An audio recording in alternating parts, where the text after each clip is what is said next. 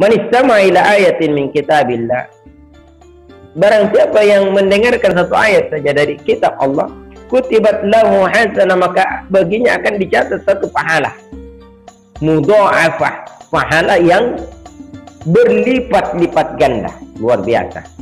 Wa man tala ayatan min kitabillah, dan barang siapa yang membaca satu ayat min kitabillah, kalau tadi yang membaca 100 ayat, ini barang siapa yang membaca satu ayat min kitabillah kanat lahu nuran, maka akan diberikan nanti nur, cahaya yaumal qiyamah, pada hari.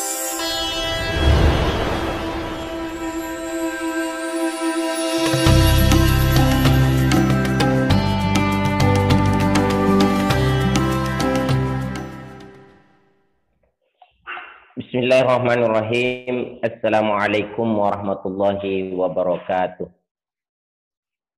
Alhamdulillah, assalatu wassalamu ala rasulillah Sayyidina Muhammadin wa ala alihi wa ashabihi ajma'in, amma ba'du.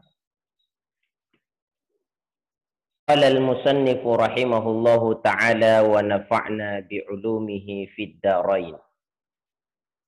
Ila hadratin Nabi Mustafa Muhammadin sallallahu alaihi wasallam ala alihi wa azwajihi wa dzurriyyatihi, al-Fatihah.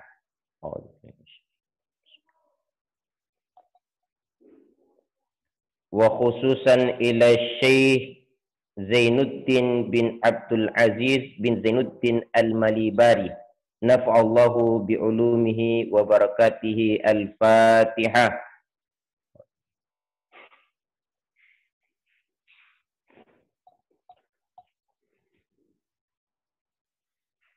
Hadirin para pendengar, khususnya anak-anakku sekalian yang insyaallah dimuliakan dan dirahmati oleh Allah Subhanahu wa taala.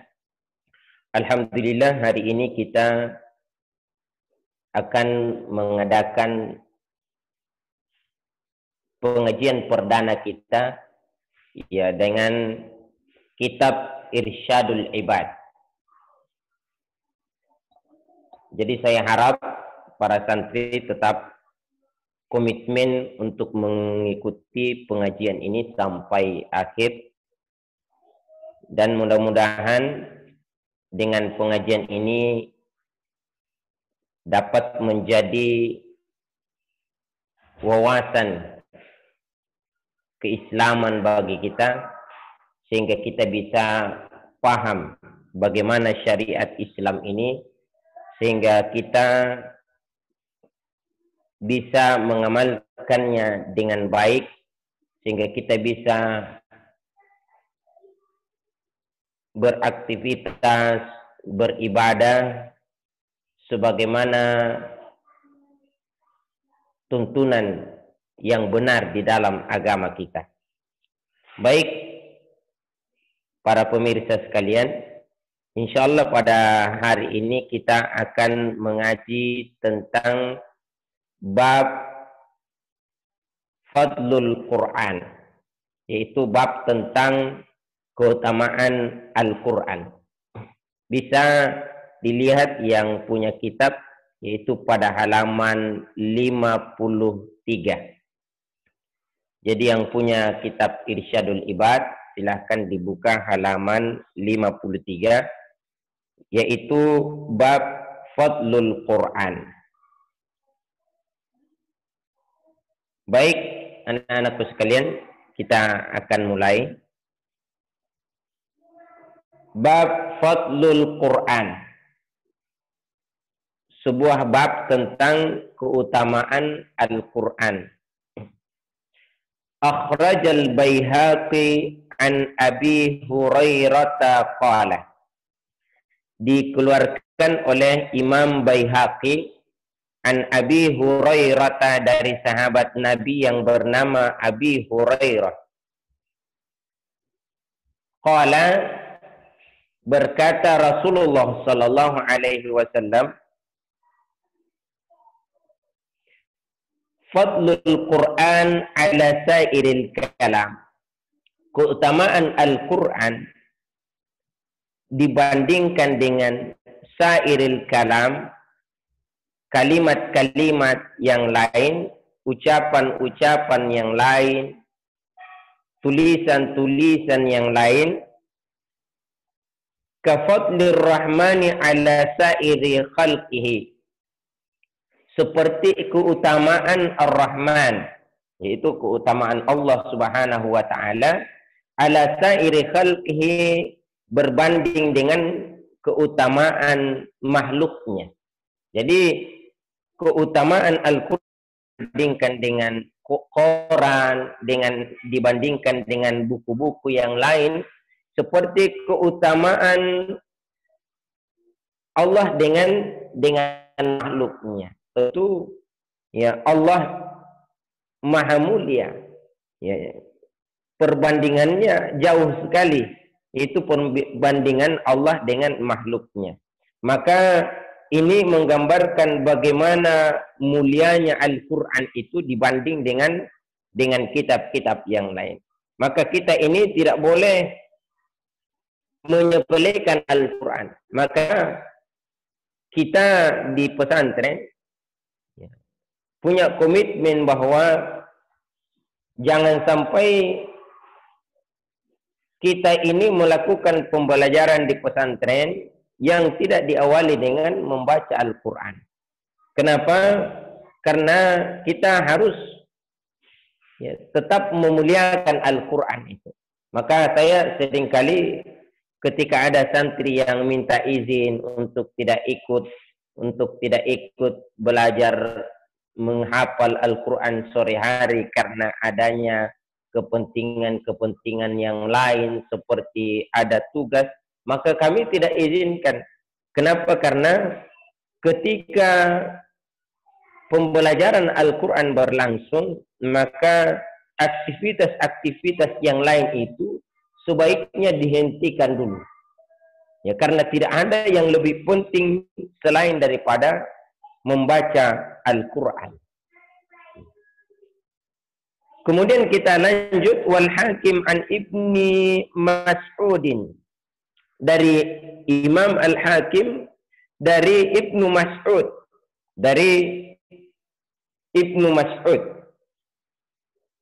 man qara'a harfan min kitabillah, kata Rasul sallallahu alaihi wasallam, man qara'a harfan min kitabillah, siapa yang membaca satu huruf dari Al-Quran atau dari kitab Allah, yang dimaksud adalah Al-Quran. Barang siapa yang baca satu huruf saja, falahu bihi hasanah, maka baginya satu hasanah, baginya satu pahala, baginya satu kebaikan.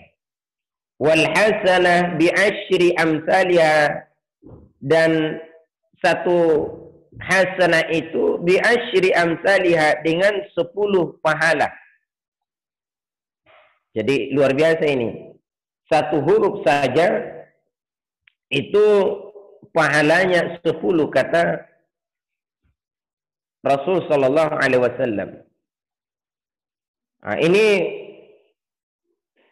menurut Rasul sallallahu alaihi wasallam, tetapi ada qaulun, ada perkataan dari Ali bin Abi Thalib, dan tentu perkataan dari Ali bin Abi Thalib itu disandarkan kepada Nabi kita Muhammad sallallahu alaihi wasallam, karena semua pengetahuan agama dari sahabat-sahabatnya itu diambil dari Nabi kita Muhammad sallallahu alaihi wasallam.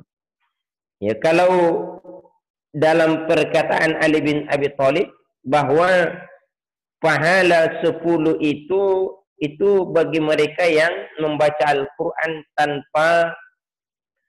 tanpa berwudu. Ya, kenapa? Karena kata Ali bin Abi Thalib, membaca Al-Quran di dalam sholat itu pahala satu hurufnya itu 100. Jadi luar biasa. Kemudian membaca Al-Quran di luar sholat dalam keadaan berwudu, maka itu pahalanya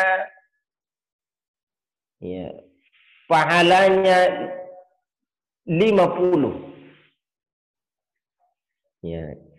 Jadi membaca Al-Quran di luar sholat, tetapi dalam keadaan berwudu itu pahalanya 50. Jadi luar biasa pahala daripada satu huruf yang kita baca dalam Al-Quran ini. Kata Rasul sallallahu alaihi wasallam, la aqulu alif lam mim harfun. Saya tidak mengatakan bahwa alif lam mim itu satu huruf. Walakin alifu harfun wa lamu harfun wa mimu harfun. Tetapi alif satu huruf, lam satu huruf, dan mim satu huruf. Jadi kita ini ketika membaca alif lam mim, maka berarti kita ini membaca 3 huruf. Ya berarti pahala setiap hurufnya adalah 10. Berarti jikalau dikali 3 berarti alif lam mim itu pahala kita sudah 30 huruf. Nah, bagaimana kalau kita baca satu ayat lagi berikutnya, zalikal kitabu la raiba fihi hudal lil muttaqin. Ya, alladzina yu'minuna bil ghaibi. Betapa banyak pahala yang kita dapat dalam membaca Al-Quran itu. Tapi tentu kita tidak terlalu mengejar yang namanya pahala, tetapi bagaimana kita ini membaca Al-Quran karena kita mengharapkan ridho Allah Subhanahu wa taala. Karena yang memasukkan kita ke dalam surga bukanlah amal kita. Siapa yang katakan Rasul sallallahu alaihi wasallam, la yadkhulul jannata bi amali. Tidaklah seseorang masuk surga dengan amalnya, illa ayyataghammadani Allahu bi rahmati, kecuali dengan rahmat Allah. Sehingga sahabat Nabi bertanya, kenapa sahabat Nabi bertanya? Karena beliau tahu bagaimana pahala, bagaimana amal Rasul sallallahu alaihi wasallam. Rasulullah ketika bangun salat malam sampai bengkak betisnya karena saking lamanya berdiri. Beliau dalam riwayat pernah Abu Bakar ikut sholat tengah malam dengan Rasul sallallahu alaihi wasallam yang saking lamanya berdiri. Kata Abu Bakar, itulah yang pertama dan terakhir saya ikut sholat malamnya Rasul sallallahu alaihi wasallam, karena beliau tidak mampu mengikuti. Ya, satu rakaat itu kurang lebih 5 juz yang dia baca. Artinya bagaimana lamanya ketika kita membaca Al-Quran 5 juz. Kemudian ditanya bagaimana rukuknya. Kata Abu Bakar, rukuknya sama dengan berdirinya. Bagaimana sujudnya? Sujudnya sama dengan berdirinya. Jadi dalam satu rakaat saja begitu. Rasul sallallahu alaihi wasallam ketika sholat malam tidak pernah melewati 8 rakaat sholat tahajudnya. Kenapa? Karena saking lamanya ketika Rasulullah sallallahu alaihi wasallam sholat dalam satu rakaat saja. Sehingga dalam riwayat dikatakan sampai bengkak betis Rasul sallallahu alaihi wasallam. Ya.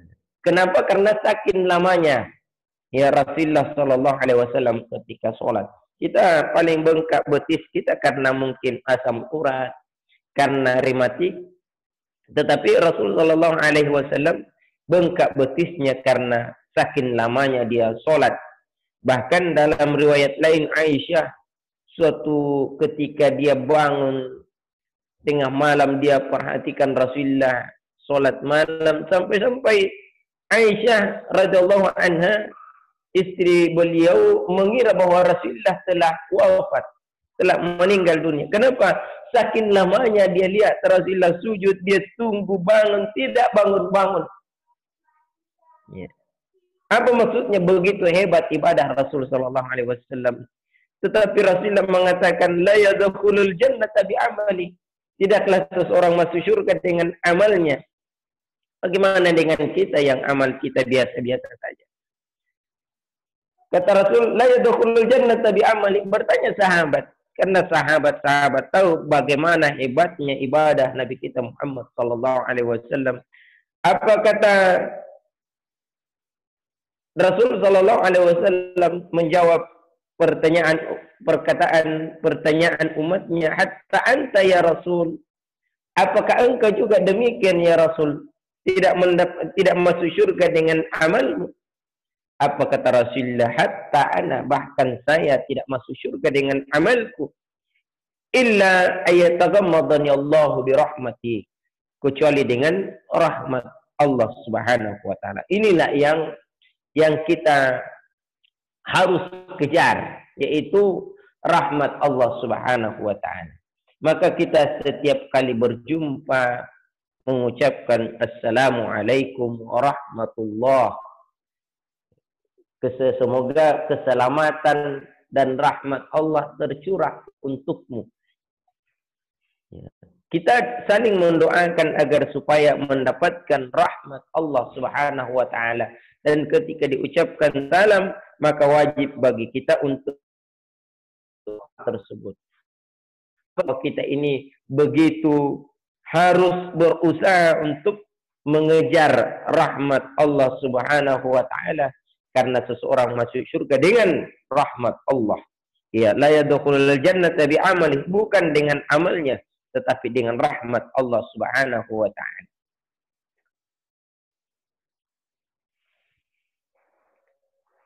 La aqulu alif lam mim harfun, kata Rasul, saya tidak mengatakan bahwa alif lam mim itu satu huruf, walakin alif harfun, tetapi alif satu huruf, wa lam harfun, dan lam satu huruf, wa mim harfun, dan mim itu satu huruf. Jadi begitu, ya, Allah siapkan banyak pahala, banyak kebaikan ketika kita membaca Al-Quran. Baik, kita lanjut. Wa an Anas, dari Imam Ahmad. Imam Ahmad ini adalah imam, salah satu dari imam mazhab yang 4. Wa Ahmad, dan dari Imam Ahmad, an Mu'ad bin Anas, dari sahabat Nabi yang bernama Mu'ad bin Anas. Man qara'al Qur'ana, barang siapa yang membaca Al-Quran, kata Nabi. Wa amila bima fihi, dan beramal dengannya. Jadi bukan hanya dia baca Al-Quran, tetapi dia mengamalkan isi daripada Al-Quran itu. Ulbisa walidahu tajan. Ya. Ulbisa walidahu, maka Allah akan memakaikan walidahu, kedua orang tuanya. Jadi Allah akan memakaikan kedua orang tuanya. Ini adalah penghormatan Allah Subhanahu wa taala kepada mereka yang memiliki, mereka yang membaca Al-Quran kemudian mengamalkan. Ulbisa walidahu tajan, maka Allah akan memakaikan kepada kedua orang tuanya. Jadi kepada kedua orang tuanya. Jadi bagi orang tua yang memiliki anak yang membaca kemudian mengamalkan Al-Quran, maka akan dipakaikan oleh Rasulullah oleh Allah Subhanahu wa taala tajan, sebuah mahkota yaumul qiyamah, nanti pada hari kiamat. Mahkota seperti apa? Kata Rasul sallallahu alaihi wasallam, dau'uhu ahsana min dau'i syamsi. Cahayanya ahsana, lebih baik daripada cahaya matahari fi buyutid dunya. Ya.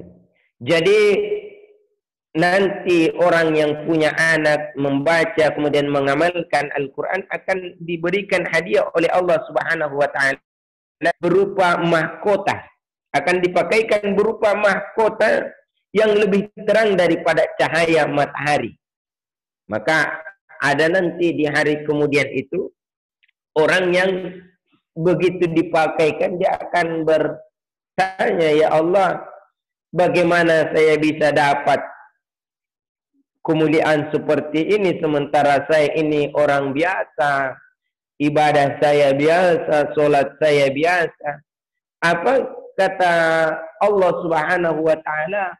Kemuliaan itu karena kamu memiliki seorang anak yang senantiasa membaca dan mengamalkan isi daripada kitab sucinya Allah Subhanahu wa taala, yaitu Al-Quran. Jadi beruntunglah bagi para orang tua santri yang memiliki seorang anak yang gemar dan mengamalkan isi daripada Al-Quran.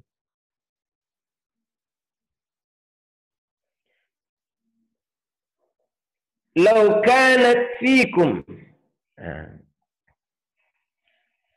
Ketika kamu ada di atas dunia itu. Jadi bagaimana kamu melihat, bagaimana kamu menyaksikan matahari itu mengeluarkan cahaya bersinar, maka begitulah kira-kira cahaya mahkota yang berupa cahaya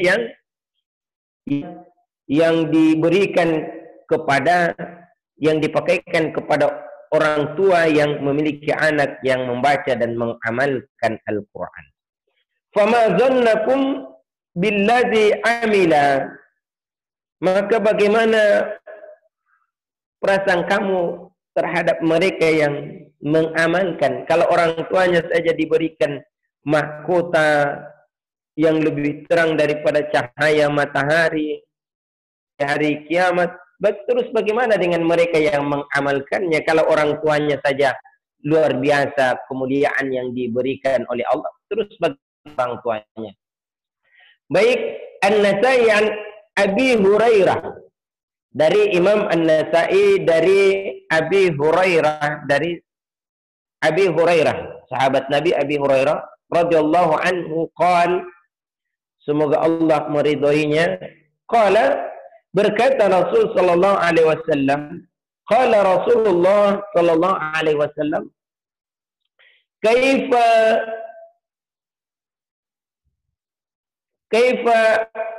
an'ama wa sahibil Quran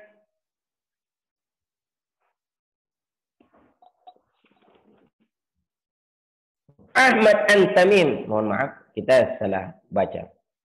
Wa Ahmad an Tamim, dari Imam Ahmad, an Tamim, dari Tamim, man qara'a ayatin fi lailatin, barang siapa yang membaca bimi'ah 100 ayat fi lailatin pada satu malam, kutibalahu qunutun lailah, maka kutiba, dicatat baginya, kunutul, ya, catat baginya seakan-akan dia beribadah semalam suntuk.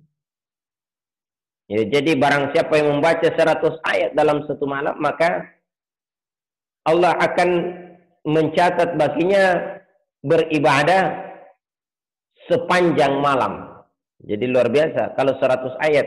Jadi kalau kita ini membaca Al-Quran di dalam sholat, jadi tidak apa-apa kalau agak panjang-panjang. Ya, kita ini aneh ketika imam membaca Al-Quran agak panjang, kita agak risih. Kenapa terlalu panjang? Padahal ya kita harusnya berterima kasih. Apalagi kalau imam sampai membaca 100 ayat, maka kita tidak, ya, kalau pulang ke rumah mungkin agak letih, agak lelah, ya, kita tertidur, ketahuilah kita sudah tercatat sebagai orang yang beribadah semalam suntuk. Ya, karena tadi imam itu sudah membaca 100 ayat di dalam sholat.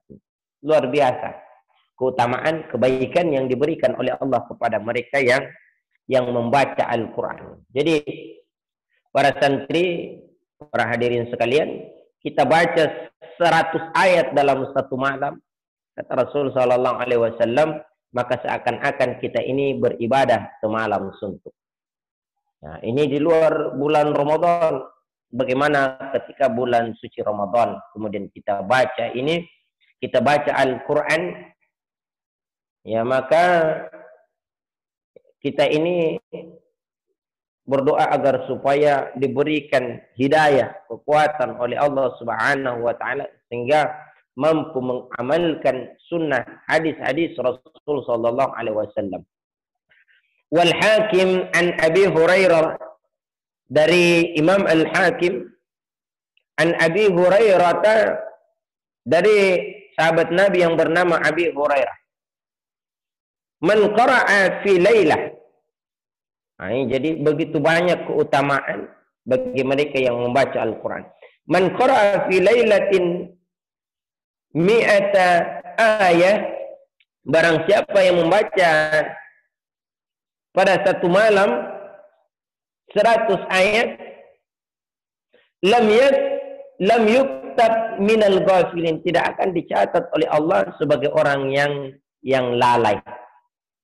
Nah, ini keutamaan yang kedua. Kalau tadi membaca 100 ayat akan tercatat sebagai orang yang beribadah semalam suntuk. Ya, hadis ini yang kedua ini, barang siapa yang membaca 100 ayat dalam satu malam tidak akan tercatat sebagai orang yang rugi, yang lalai. Wad-Dailami an Umar bin Shu'aib an Amru bin Shu'aib, dari Ad-Dailami, dari Umar, dari Amru,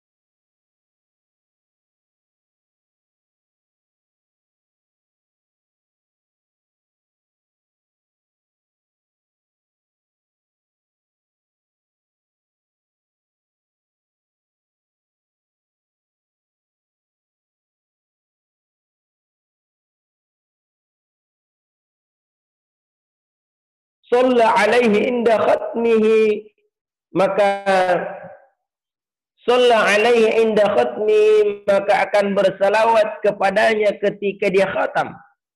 Sittuna alfa malakin, 60.000 malaikat.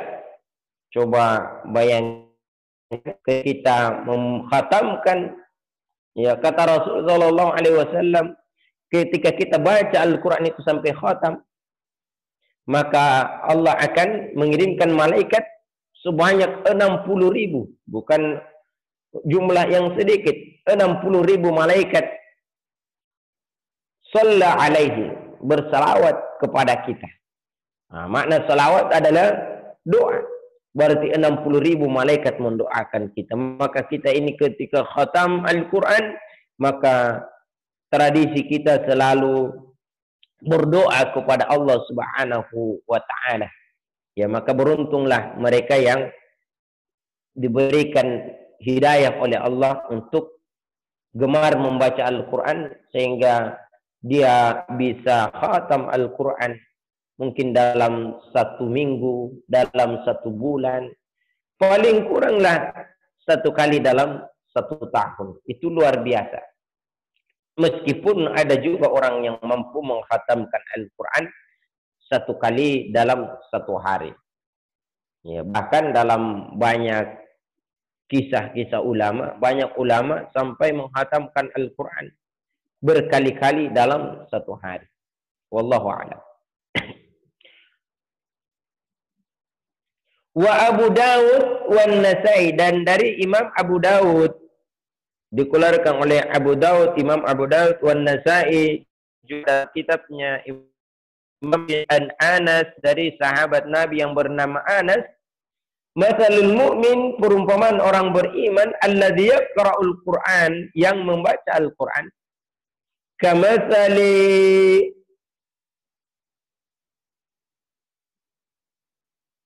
itrij, kamatsali atrajin, ya, perumpamaan atrajin. Ya.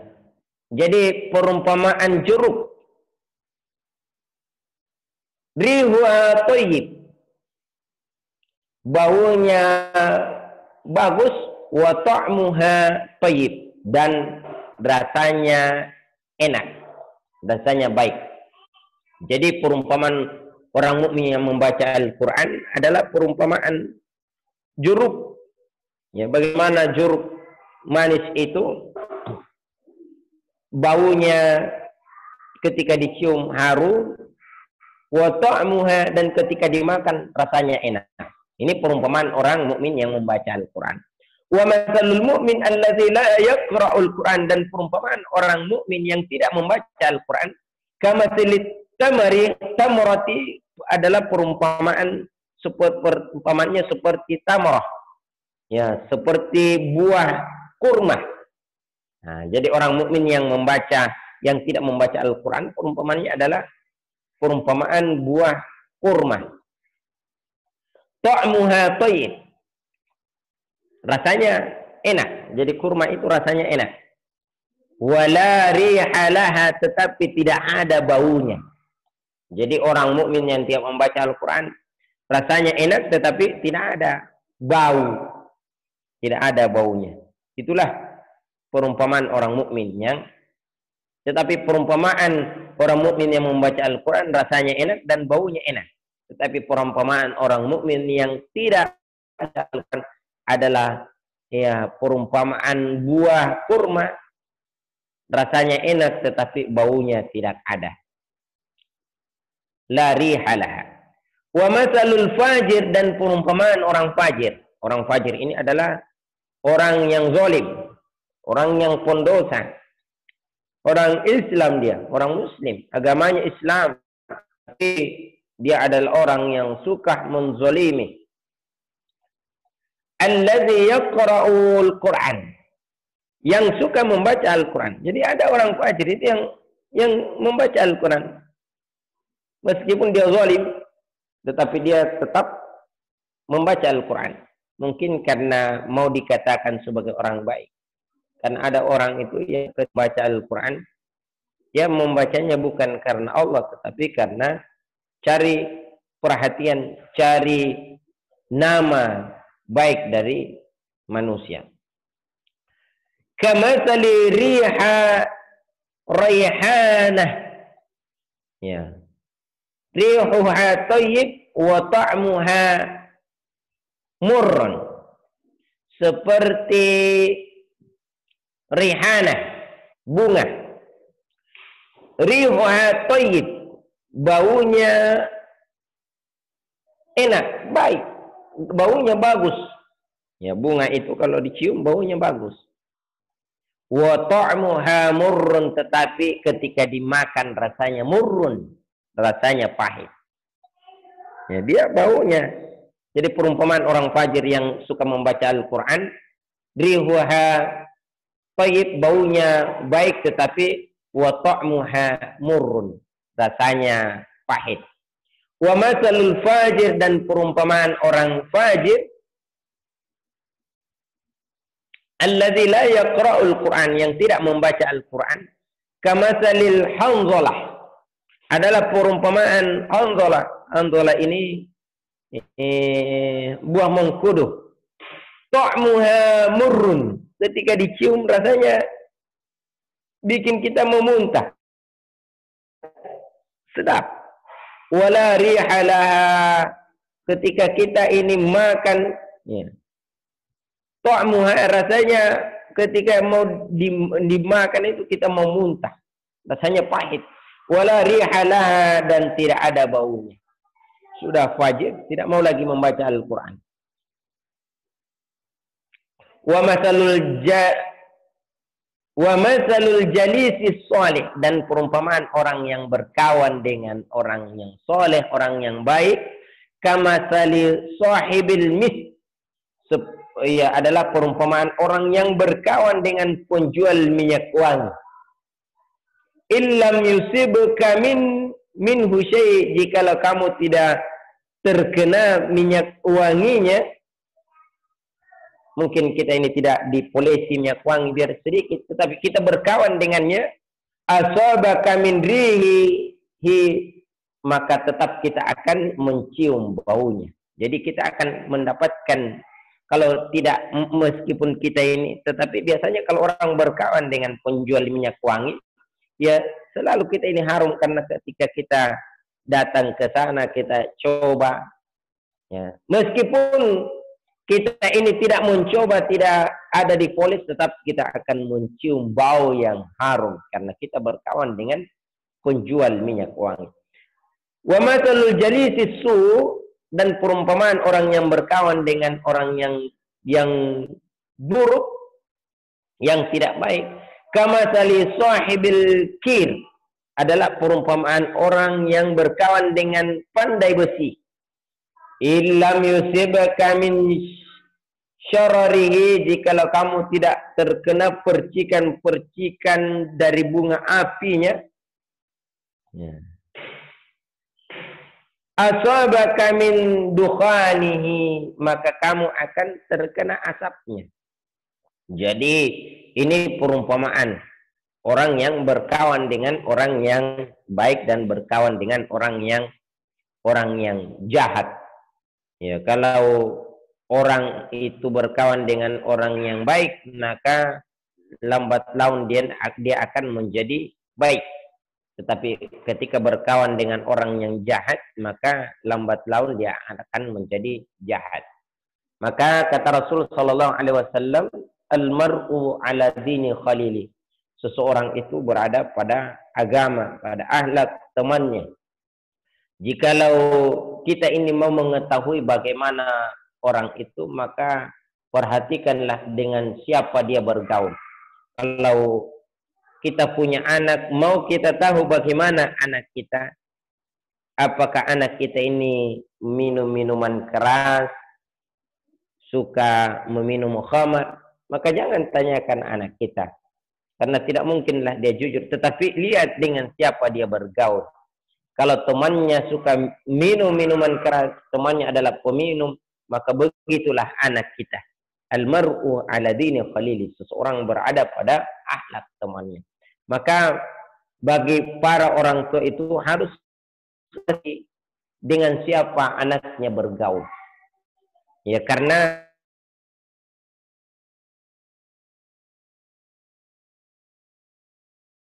orang yang baik, maka lambat laun dia akan menjadi baik. Maka beruntunglah para orang tua yang memasukkan anaknya ke dalam pesantren, karena di dalam pesantren itu tercipta lingkungan yang baik. Di dalamnya dia akan berteman dengan orang-orang baik, berteman dengan sesama santri. Maka orang yang menitipkan anaknya di pesantren, dia bisa tidur nyenyak. Kenapa? Karena anaknya bergaul dengan orang yang baik. Tetapi jikalau orang tua yang tidak memasukkan anaknya ke pesantren, maka dia layak untuk tidak bisa tidur nyenyak sebelum dia pastikan apakah anaknya sudah kembali ke rumah. Maka ada seorang ilmuwan pernah mengatakan bahwa seseorang itu dibentuk oleh dua hal.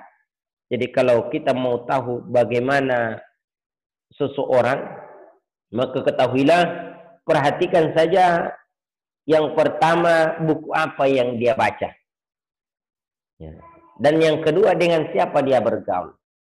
Ya, begitu pergaulan ini sangat berpengaruh kepada diri seseorang. Maka orang tua harus mengetahui dengan siapa anak-anaknya bergaul. Jangan orang tua itu cuek dengan perkara-perkara seperti itu.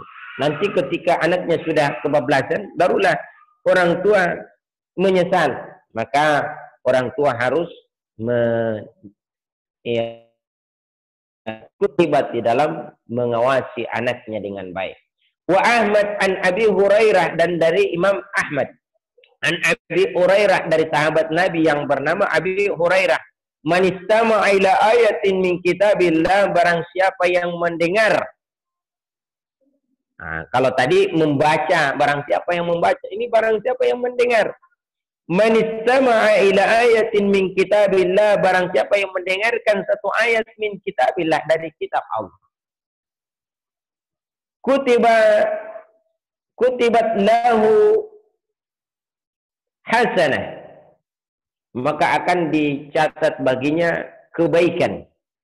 Jadi kalau tadi membaca Al-Quran, siapa yang membaca ini? Siapa yang mendengar Al-Quran. Siapa yang mendengarkan Al-Quran. Nah, maka kita ini ya ketika waktu-waktu mungkin agak capek, ya tidak apa-apalah kita ini putar-putar murattal Al-Quran. Kalau kita tidak mampu membaca, maka paling tidak kita dengar. Cuman kita ini kadang aneh, begitu buka HP, ada yang menyanyi atau buka TV, yang ternyata yang channelnya adalah channel Al-Quran, langsung kita pindahkan. Ya, begitu kita ini, ya, hati kita ini tidak senang ketika mendengarkan ayat-ayat Al-Quran. Maka kita harus biasakan diri kita untuk mendengarkan ayat-ayat Al-Quran. Man istama'a ila ayatin min kitabillah. Barang siapa yang mendengarkan satu ayat saja dari kitab Allah, kutibat lahu hasanah, maka baginya akan dicatat satu pahala. Mudha'afah, pahala yang berlipat-lipat ganda, luar biasa. Wa man tala ayatan min kitabillah, dan barang siapa yang membaca satu ayat min kitabillah, kalau tadi yang membaca 100 ayat, ini barang siapa yang membaca satu ayat min kitabillah kanat lahu nuran, maka akan diberikan nanti nur, cahaya yaumal kiamah, pada hari kiamat. Jadi satu ayat saja kita baca, tetapi kita sering baca setiap hari, satu ayat saja kita baca dalam satu hari, maka akan diberikan oleh Allah nur, cahaya. Padahal kata Rasul sallallahu alaihi wasallam, man kana lahu nur, ya barang siapa yang nanti di hari kemudian memiliki cahaya, lam yakun min ahlin nar, maka sungguh dia itu bukanlah ya ahlin nar, penghuni nerakanya Allah Subhanahu wa taala. Jadi satu ayat saja Allah akan berikan kita cahaya nanti di hari kemudian. Dan kata Rasul, man kana lahu nuran, barang siapa yang memiliki cahaya, maka lam yakun min ahlin nar, maka itu tandanya bahwa dia bukanlah penghuni nerakanya Allah Subhanahu wa taala. Jadi begitu beruntung kita ketika kita gemar hidup selalu berdampingan dengan Al-Quran. Wa Tabrani an Anas man allama, dan dari Imam At-Tabrani dari sahabat Nabi Anas bin Malik, man allama ibnan, barang siapa yang mengajari anaknya. Oh, ini mengajar. Barang siapa yang mengajari anaknya lahu Al-Quran, Al-Quran. Barang siapa yang mengajari anaknya membaca Al-Quran, nazran, dia ajari anaknya sendiri. Biasakan ada orang mengajar anaknya Al-Quran agar anaknya pintar membaca Al-Quran, maka dia antar ke TPA. Tetapi dia ajari anaknya sendiri, nazran, ma taqaddama min dzambihi, apa yang telah lalu, wa ma ta'akhkhar, dan apa yang dosa yang akan dibuat di masa yang akan datang, diampuni oleh Allah Subhanahu wa taala. Tentu dosa yang dimaksud ini adalah dosa terhadap kepada Allah Subhanahu wa taala, karena Allah itu adalah Al-Ghafurur Rahim, Allah Maha Pengampun, Allah adalah Al-Ghaffar. Tetapi dosa kepada sesama manusia, maka haruslah bersangkutan dengan manusia tersebut. Jadi lebih mudah kita ini ketika berdosa kepada Allah, lebih mudah taubatnya dosa kepada Allah ketimbang dengan dosa kepada sesama manusia. Kalau dosa terhadap sesama manusia kepada Allah kita tinggalkan, kita menyesal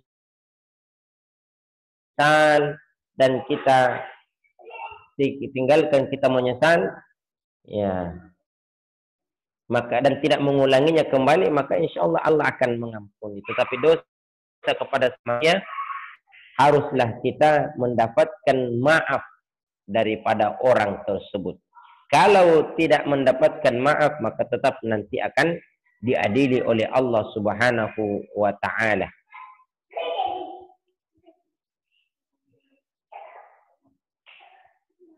Baik, kita akan lanjutkan hadisnya. Man 'allamahu iyyah, tetapi barang siapa yang mengamalkan lahu iyyah, ya, barang siapa yang mengajarkan anaknya Al-Quran zahiran, ya, tetapi bukan oleh dirinya sendiri, tetapi dia antar ke TPA orang lain yang mengajarkan Al-Quran sehingga anaknya itu menjadi pintar. Mungkin dia itu hanya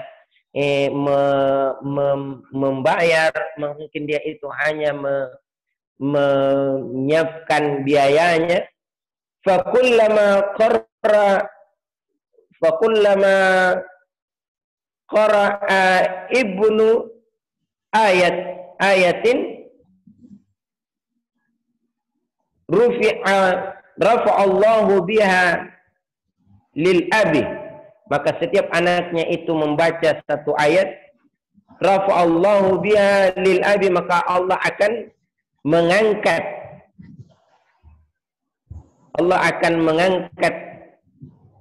derajat, ya, bapaknya, hatta yantahi ila akhiri ma ma'ahu minal Quran, sampai pada akhir ayat yang dia baca. Jadi ketika seseorang itu sudah, ya, memiliki anak yang pandai membaca Al-Quran, meskipun bukan dia yang mengajarkannya sendiri, maka setiap anaknya itu membaca satu ayat, maka Allah akan berkata kepada bapaknya, naiklah kamu, ya, naiklah. Artinya semakin naik dia, semakin naik derajatnya, sampai pada